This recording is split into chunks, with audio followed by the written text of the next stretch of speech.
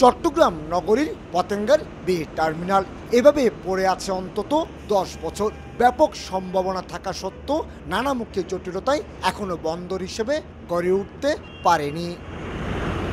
ভূরাজনৈতিক বিরোধ এড়ানোর নামে মহেশখালীর মাতার বাড়িতে গভীর সমুদ্র বন্দর নির্মাণ কাজ পেছানো হয়েছে বেশ কয়েকবার, অথচ 3 বছর আগে এখানে 9,000 কোটি টাকা খরচ করে 14.5 কিলোমিটার দীর্ঘ নতুন চ্যানেল তৈরি করা হয়েছে।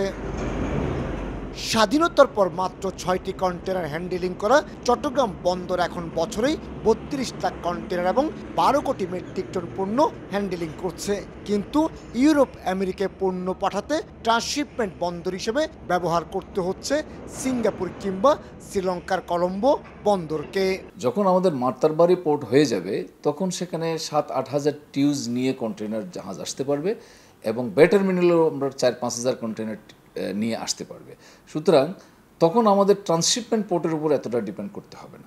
এদিকে চট্টগ্রাম বন্দরকে আন্তর্জাতিক বন্দর হিসেবে গড়ে তোলার 137 বছরের স্থবিরতা কাটছে মাত্র 2 দিনে।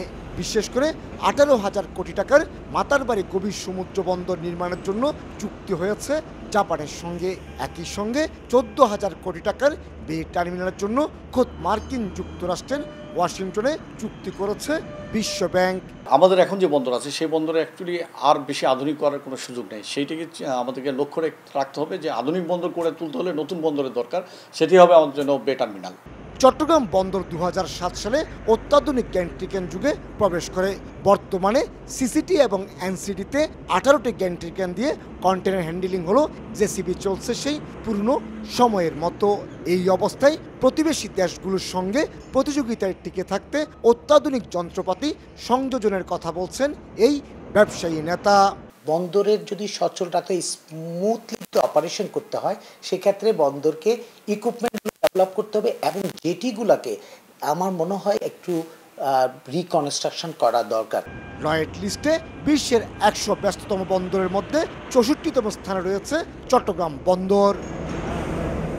চট্টগ্রাম বন্দরের ইতিহাস 137 বছর হলো। কন্টেনার হ্যান্ডেলিং হচ্ছে 50 বছরেরও কম সময়।